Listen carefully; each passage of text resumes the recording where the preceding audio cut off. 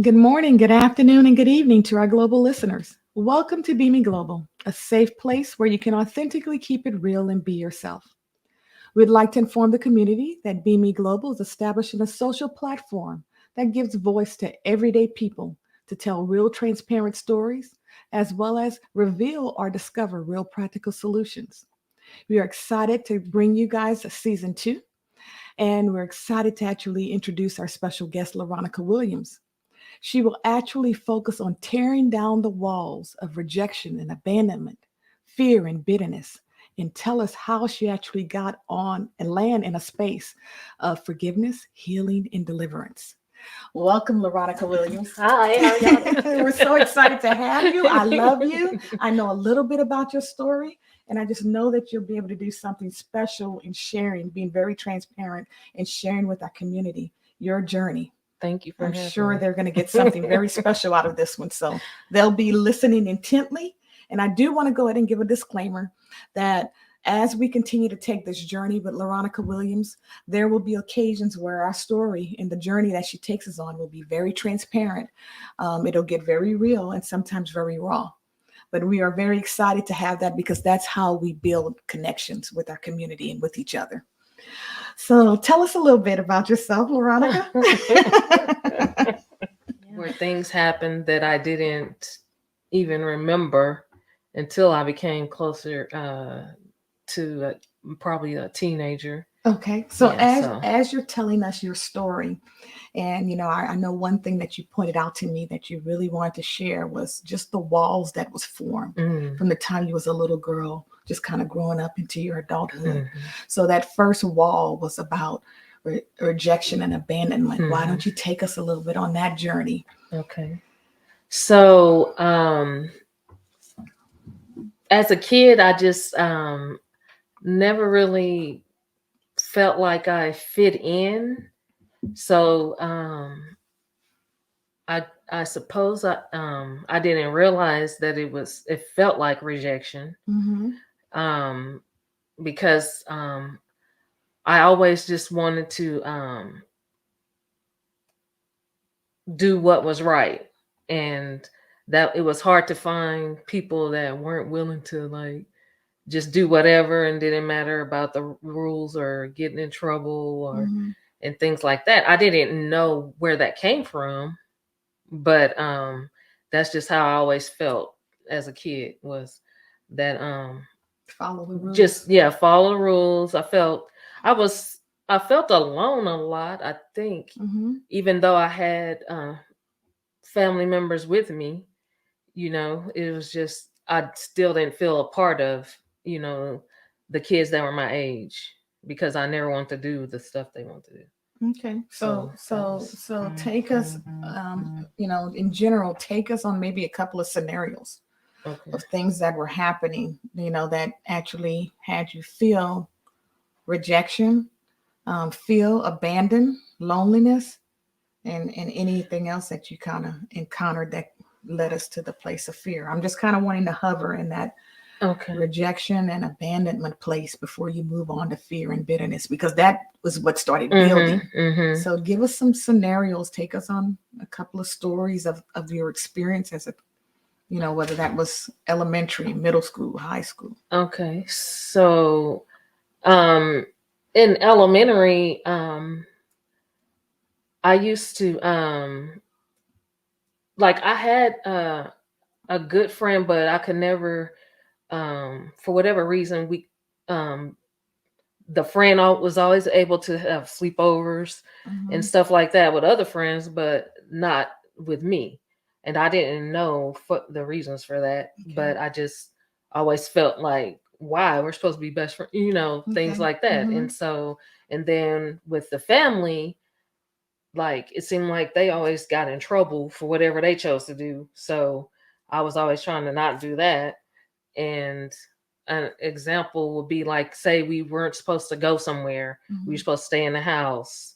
Well, they would be willing to do that and suffer the consequences. Like, if we couldn't go down the street Mm-hmm. because there was this creek, Mm-hmm. that Right. we weren't supposed to play in or something like that.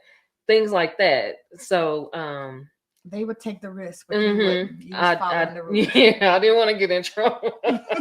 Okay. Okay. So what were some of the experiences? Well, obviously you shared with your best friend. You know, you wanted the sleepovers. You wanted, and you felt, I guess that gave you some rejection. And also, I mean, just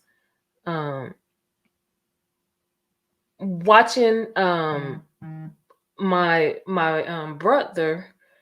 He had my other cousin. He was able to go with him and spend time with them, and they would go do things like swimming, fishing, things like that.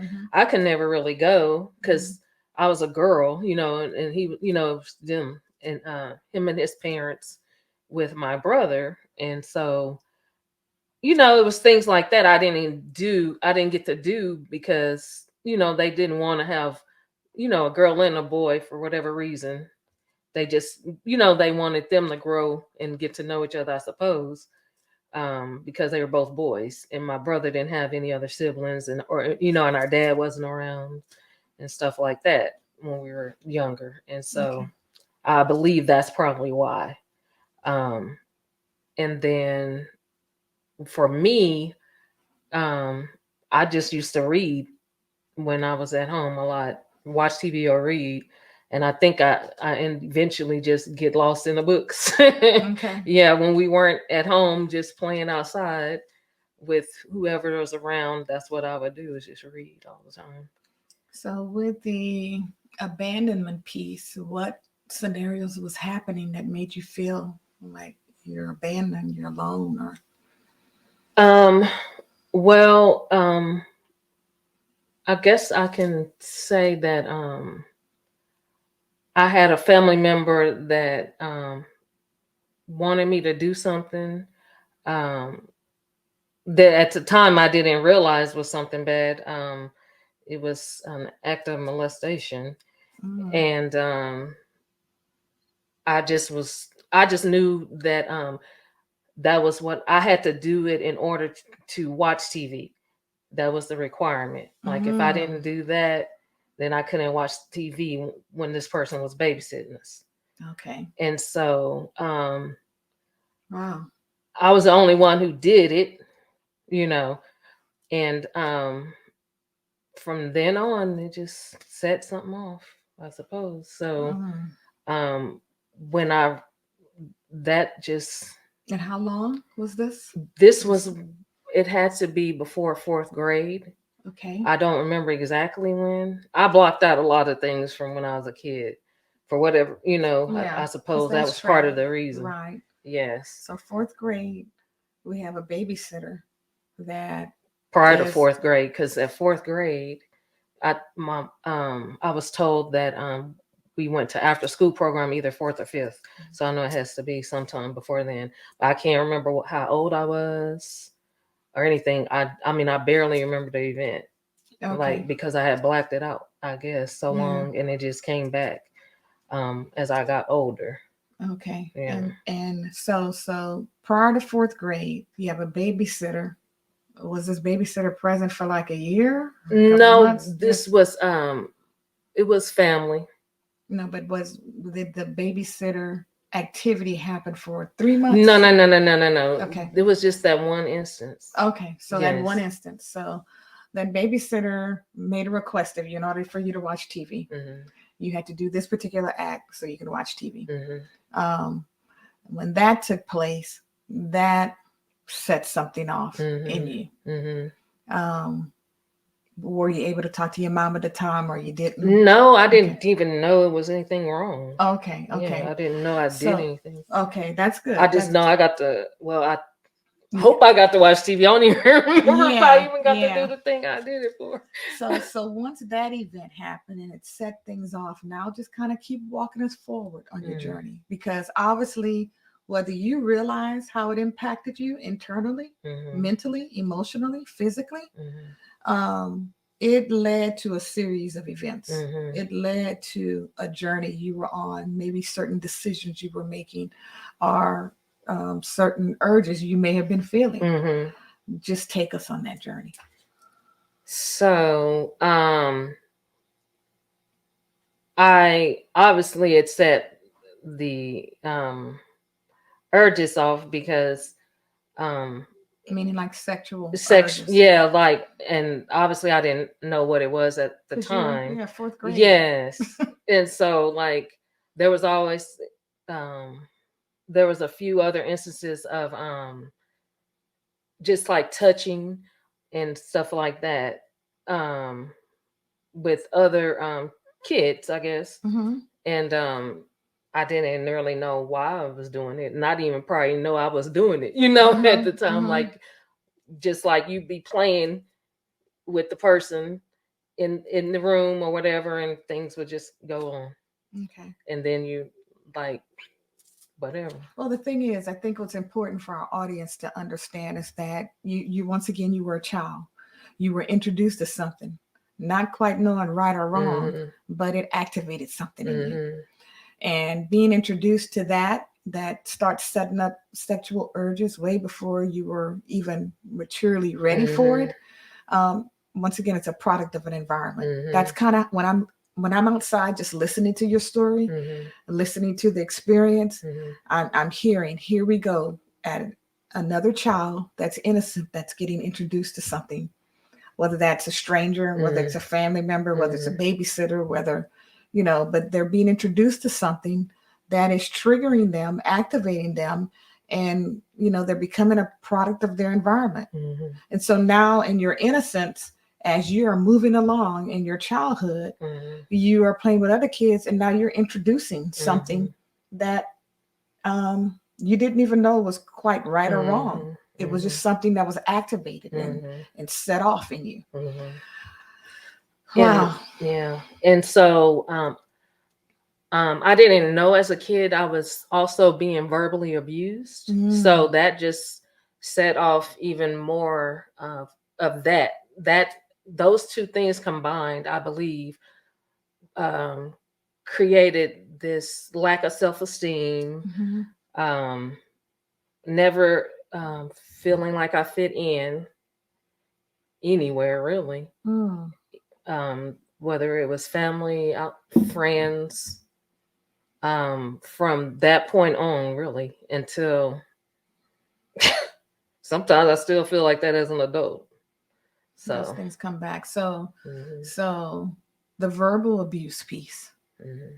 Give us a couple of scenarios of, once again, we're securing identities here, but whether you say gentleman one, lady one, lady two, but are There was just a few family members in the household that's just how they communicated.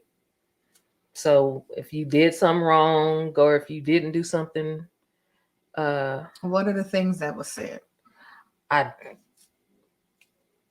it would just be Like, like, you're not special. You're you're, yes, you're or stupid. You're just how they told you to do things, mm-hmm. or just how they treated you. And so you felt like you weren't important. Mhm. You didn't have a voice. Mhm. Um, you're just there, and you just need to follow the rules. Do what Mhm. I say. Mhm. Just do what I say. That was basically how we were made to follow the rules. Mm-hmm. Like just yelling and screaming just because they could. Right. You're the Yeah. child. I'm the adult. Mhm. So just do what I say, whether it's right, wrong, or indifferent. Mhm. But it actually had an impact on you Mhm. emotionally, Mhm. mentally. Mhm. Talk to And I me. didn't even know I was verbally abused until we moved. And And what age are you in? um Elementary, high school, we moved middle school? after 6th grade, in Okay. the middle of 6th grade Okay. for me. So That's middle school. that was my mom's. That's what she told us. That's why we moved, because Because of the she had had enough of it. verbal abuse. Hmm. Okay. She didn't know about the other stuff, but she knew about that because she witnessed it, and it kind of happened to her too. But she was an adult. But at she had me at 16, so she was Okay. That's already a young mom as it was by the okay. time we moved to Denton. Okay. Okay, that's fine. Okay, so you had a young mom, 16 years old, had you. Um, by the time you were in elementary, you was introduced to something of a sexual nature by a Mm-hmm. babysitter. Mm-hmm. Um, and then on top of that, building with verbal abuse, Mm-hmm. screaming, Mm-hmm. shouting. Um, Just being yelled at all the time. yeah. So tell me and our audience how. I guess that's where the abandonment and rejection came in. Because Mm-hmm. did you feel like I didn't have a safe place to go talk to anyone? Just tell us how that began to make you feel, and then how it began to make you move. My With other people. it's interesting because my mom, I always felt like I could go to my mom, Mm-hmm. but like with the, I believe from the verbal abuse, we just felt like, well, for me, I felt I didn't want to get a spanking, or anything like that. So that's why we would do whatever we were told. And so as we got older, it just had me more on defense with anybody, Mm-hmm. really. Mm-hmm. And it was hard for me to make friends in the beginning, and especially as I got older, because um, around seventh grade, we were also getting bullied walking home. So it was mostly toward my brother, but I was there too. So, it was that kind of thing where I wanted to fight the person back, but I couldn't because it was boys. Mm-hmm. And Mm-hmm. I wanted to like take up for my brother or whatever, but Mm-hmm. it was just like I knew I had never had a fight, didn't Mm-hmm. know what, fighting was. Um But I mean I you still wanted to protect him, but you mhm. just knew. Yeah, even though my brother and I fought, it Mm-hmm. was a different kind of Fighting, thing. Yeah. right? And so, yeah, it was interesting growing up, and then getting into middle school, and then already not realizing my internal battles and struggles, and the low self-esteem um just bled into everything, like but I still um for some reason knew God. Mm-hmm. And so Mm-hmm. God, I believe, is the reason why I made it through, even just that, without even realizing I was going through it. Mm. And so when I got older, I always tried to go to church wherever I could, or whoever I could. It Okay. was usually like friends and their families Okay. or their parent.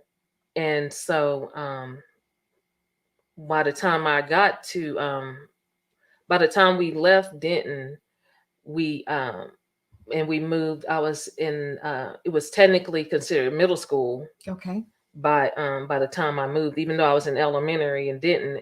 By the time I moved to the new city, I was in Middle middle school. school. Okay. And so after that, that brought its own struggles, getting used to a new education system. And so the only place I really felt comfortable was, again, church.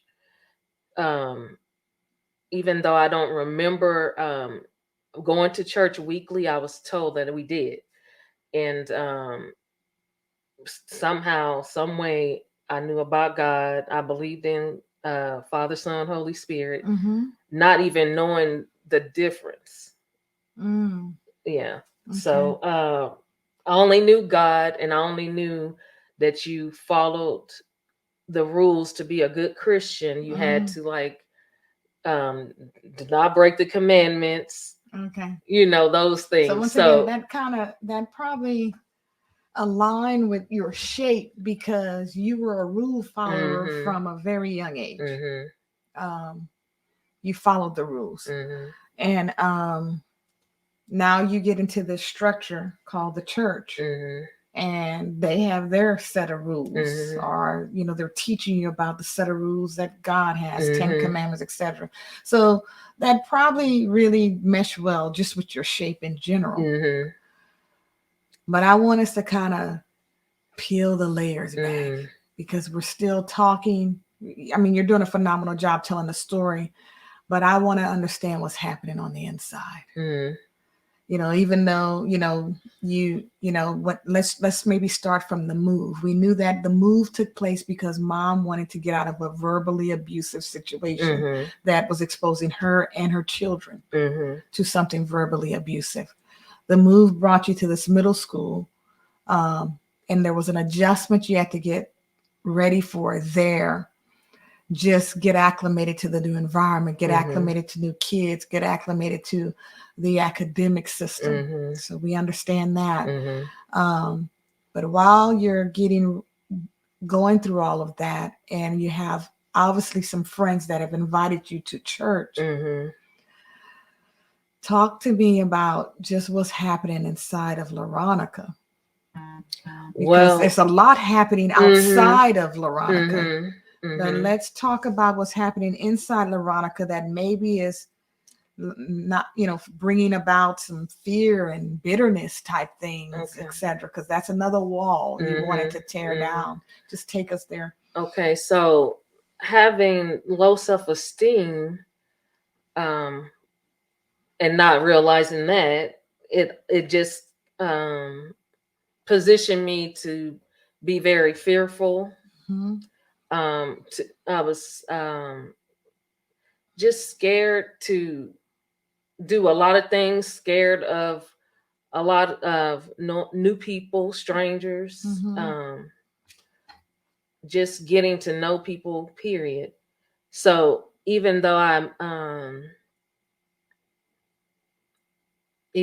was out of that abusive environment, it still left an imprint.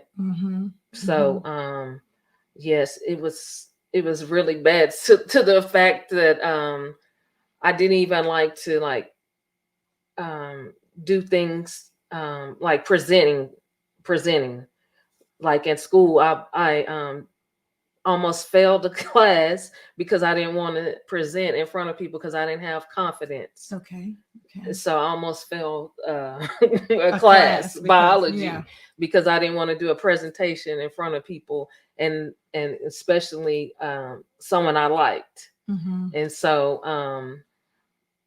and it was hard to even just trust guys and things like that. So I never my mom was really protective of us. So it's not like I had like a lot of boyfriends and that I saw or whatever. Even if I did have one, it would be more of a phone relationship, those kind of things. And so when breaking up and things like that, that was like another sense of abandonment I felt. And that just added just a pile on of different little quote unquote relationships with different people. Not even that many. It's just the fact that when I would get with someone and consider them a boyfriend, I thought we were supposed to stay together forever, pretty much. So if we didn't, it felt like another rejection. Oh yeah, okay. Yeah. I follow you. Yeah. Yes. So when they rejected and abandoned. Yes. Okay. When they broke up with me, it was like I didn't want to even know who they were anymore. Like, you basically like dead to me. Like, I don't want to see you, talk to you. So, and it also contributed to even more lack of self-esteem. It just kept piling on until I got old enough to know that, okay, yeah, you have issues. So it was like it just built up bitterness towards men. And then I also grew up with a lot of strong women. Okay. So there weren't very many men around, Okay. but it was a lot of strong women that always felt like they didn't need a man. They were Okay. raising their kids on their own, and some were divorced, and Mm-hmm. some never married. But so I think I built up this bitterness toward men, Okay. and also not having my dad around, who came in more into the picture in middle school. Um, that just I don't that just added to the whole rejection, Abandonment. abandonment, Mm-hmm. bitterness. um and the fear was still there, just in the background more, because I was just going to school, and there was not many opportunities for me to do anything where I was scared of. I just avoided those things. Okay. So you talked about not having your dad around. Just to give our listeners clarity, was mom and dad married? No, Okay, no, so they never married. never married. And dad came around middle school, you said? He was in. That's when I remember visiting him. Okay, I don't really know before that okay, whether or not I saw him. okay. Maybe I did, but it was not like in a visitation setting Mm-hmm, where I went to his house mm-hmm. or anything like that. It may have been like in the midst of other family members around my grandparents and stuff like that. So talk to me a little bit more about the dad situation, because like you said, the bitterness had a target focus, which was men. Mm-hmm. So, once again, prior to fourth grade, you have a man that's a babysitter Mm-hmm. that's saying, I need you to do this to watch TV. Mm-hmm. Then you go through your journey Mm-hmm. leading up to middle school, Mm-hmm. and you have a boyfriend or two that your perception at a young age was, once we like each other, Mm-hmm. we're gonna be good. Maybe we'll even be forever. Mm-hmm. And that didn't happen. But these are all activities or events with men. Mm-hmm. And now you just revealed to us that dad wasn't present until later, maybe middle school time. Mm-hmm. Um, and, you know, touch on that a little bit with regard to, from you as a child, Mm-hmm. not as an adult woman now, but as a child, what you were experiencing, even in the visit of dad or the Mm-hmm. lack of dad not being around, or etc. What was that? Just touch on that a little bit with dad, because you're just explaining another man's situation. Mm-hmm.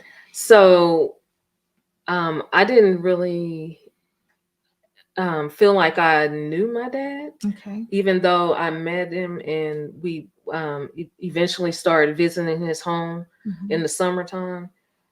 He was married by then, Mm-hmm. and had two stepchildren. Mm-hmm.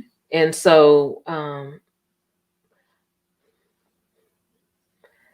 as I think about it now, you kind of he did his best to make us feel included, Okay. Mm-hmm. So but you still had a sense of being an outsider, if that Okay. makes any Just sense. from the child perspective, you Mm-hmm. still didn't feel Mm-hmm. good. And because you knew that wasn't your permanent home. Mm-hmm. um and so I still just, even to this day, don't really feel like I know my dad that well. And so even when I say I love you, it's kind of like, do I? Like, do I Okay. even know Okay. if that's true? And so I'm still probably am examining that. Okay. Yeah, Okay. still, because there was a lot I didn't know about him, and so that just the trust in men just wasn't.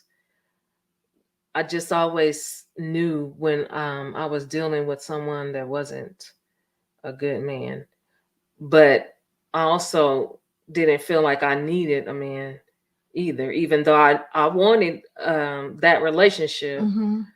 I just I always had a sense of anger in there somewhere. Okay, hiding So, somewhere. and so I didn't know as a kid. That's why I always wanted a boy to accept me, but I didn't understand why I wanted them to accept. Mm. And so, I hope you're taking a liking to our special guest story. Over the next 4 weeks, our special guest will continue to take us on a journey sharing some of the darkest and most challenging moments encountered over the course of their lives. Be on the lookout for weekly drops every Thursday, and remember, Beamy Global is a safe place where you can authentically keep it real and be yourself.